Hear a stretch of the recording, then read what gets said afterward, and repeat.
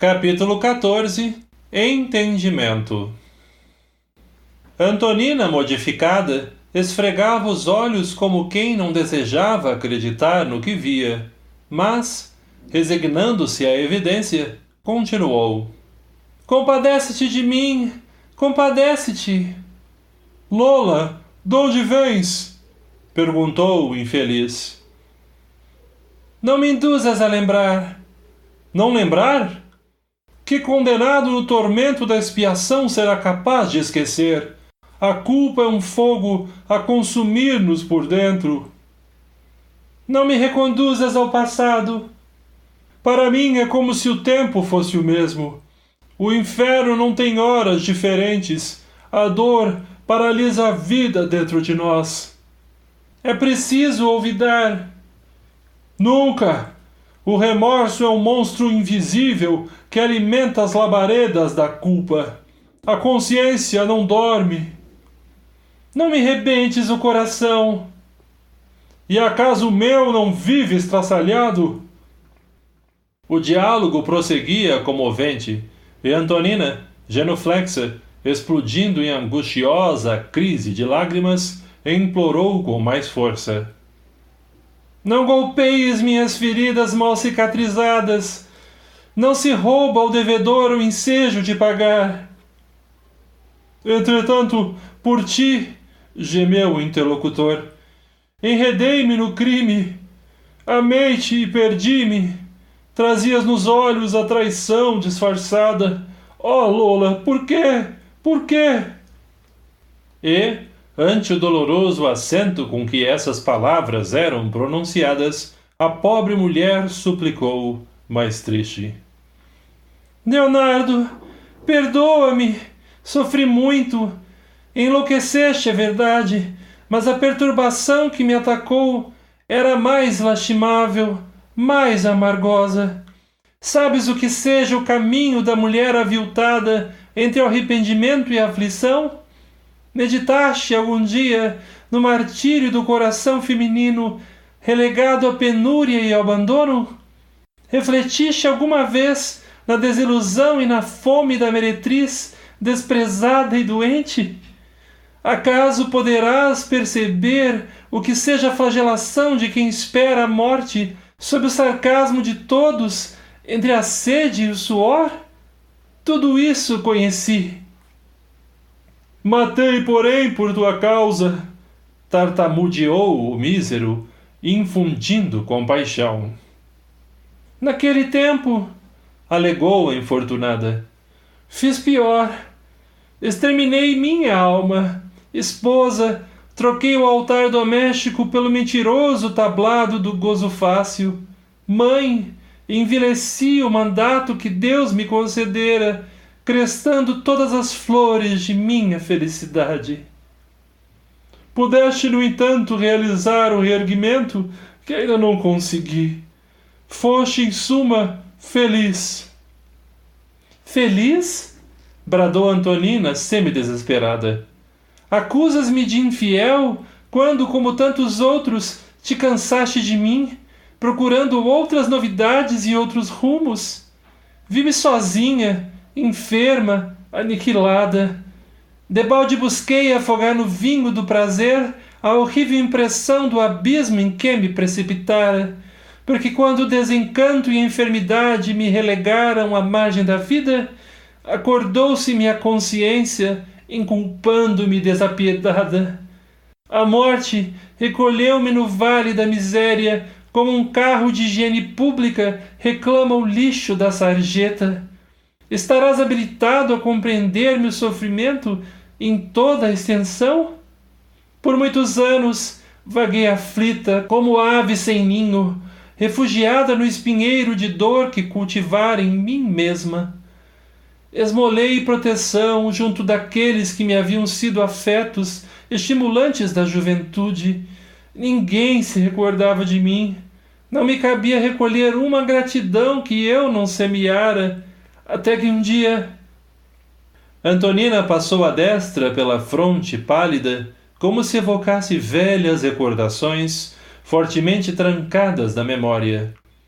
Seu olhar adquirira a assustadiça expressão dos enfermos que a febre torna dementados. Findos alguns instantes, exibiu no rosto a surpresa de quem se banha num relâmpago de luz. Parecendo haver encontrado a imagem que ansiosamente procurara, continuou. Até que um dia senti que me chamavas com pensamentos de carinho e de paz. Rememoravas alguns traços elogiáveis de nossa vida, recompondo na lembrança as festas que organizávamos em favor dos combatentes mutilados. As tuas divagações, arrancando ao pretérito as raras reminiscências felizes que poderíamos identificar, caíram sobre mim como bálsamo refrigerante. Chorei aliviada e adormeci em tua casa, no aconchego da família que tiveste a ventura de constituir. Interrompeu-se Antonina, figurando-se-nos incapaz de prosseguir, recordando. Via-se que esbarrara com insuperáveis impedimentos íntimos. Emudecera, torturada pela incapacidade mnemônica que a assaltara de improviso. Contudo, o nosso orientador acercou-se dela e afagou-lhe a cabeça, deixando perceber que auxiliava magneticamente na recuperação das próprias forças. Não posso saber! Gritava Leonardo. Não posso saber! Desde que meu espírito foi ocupado por ele, não consigo coordenar as ideias que me são próprias. Sim, certamente sou culpado. Tens razão. Podias ter recebido meu concurso. Não me cabia pensar em ti como se fosses tão somente mulher. Mais calma, a pobre interlocutora suplicou, triste. Agora que te capacitas de minhas dificuldades, perdoa-me. Não me move outro desejo senão o de renovar-me. Sofri muito, aprendi duramente. Peço a proteção da divina bondade para todos aqueles que me não compreenderam e procuro sinceramente olvidar as ofensas que outros me assacaram, como desejo sejam esquecidas as ofensas que pratiquei contra os outros. Não me reconduzas, pois, ao passado, compadece-te de mim. Reparávamos com assombro que Leonardo e Antonina, sob o controle paternal de Clarencio, se mantinham detidos na posição vibratória em que haviam subitamente caído. Por que não se recordavam os dois do parentesco que os reunia? Nosso instrutor, assinalando-nos a indagação, socorreu-nos esclarecendo. Encontram-se ambos imobilizados em certo momento do pretérito, num encontro provocado por influência magnética. Em tais recursos utilizados por nosso plano, no tratamento salutar das moléstias da alma, determinados centros da memória se reavivam, ao passo que outros empalidecem. As sensações do presente dão lugar às sensações do passado, para efeito de reajustamento perante o futuro. O fenômeno, porém, é momentâneo. A breves minutos, regressarão à consciência normal, melhorados para a boa luta. A explicação não podia ser mais satisfatória, nem mais simples. O ministro continuava prestando assistência à nossa amiga, qual se Antonina não devesse avançar na faixa de lembranças. Aceitando-lhe os apelos, Leonardo como que arrefecera o ímpeto inicial de desesperação. Fitava-a agora quase que piedosamente, mas, longe de albergar qualquer sentimento positivo de ordem superior, arrancou do próprio íntimo nova onda de cólera, que lhe tingiu a máscara fisionômica. Cerrando os punhos, bradou desvairado. Sim, sim, entendo-te. Foste suficientemente infeliz. Mas por que trago comigo o fantasma dele? Ter-se-á convertido num demônio intangível para arrasar minha existência? Estaremos no inferno sem saber, agarrados um ao outro? Viverei dentro dele, quanto ele vive dentro de mim? Por que me não permite o verdadeiro repouso? Se procuro dormir, desperta-me cruel. Se tento olvidar, agiganta-se-me no pensamento. Desequilibrado, Pires ergueu para o teto os punhos retesos, ensaiou alguns passos no recinto estreito e passou a clamar. Esteves, homem ou diabo, onde estiveres, em mim ou fora de mim, corporifica-te e vem. Estou pronto, acertemos a diferença. Vítima ou carrasco, aparece. Que meu pensamento te encontre e te traga. Que as forças do nosso destino nos reúnam, enfim, corpo a corpo. Alguns instantes decorreram quando fomos surpreendidos pela entrada de nova personagem na sala. Era um homem de seus 35 anos presumíveis, que se abeirava de nós, igualmente fora do vaso físico. Passeou no recinto esgazeado olhar, dando-nos a impressão de que não nos percebia a presença e, ofegante e contrariado, qual se estivesse ingressando ali constrangidamente, deteve-se apenas na contemplação de Leonardo e Antonina, reconhecendo-os estarrecido e agoniado. Clarencio, junto de nós, informou prestimoso. Sob a positiva invocação de Leonardo, Esteves, parcialmente libertado pelo sono, comparece ao desafio. O repouso noturno favorece tais entendimentos, pela atração magnética mais intensivamente facilitada, quando o envoltório de matéria densa exige recuperação. Notamos que os 3 protagonistas da cena que se improvisara jaziam repentinamente hipnotizados por vibrações de assombro e desespero.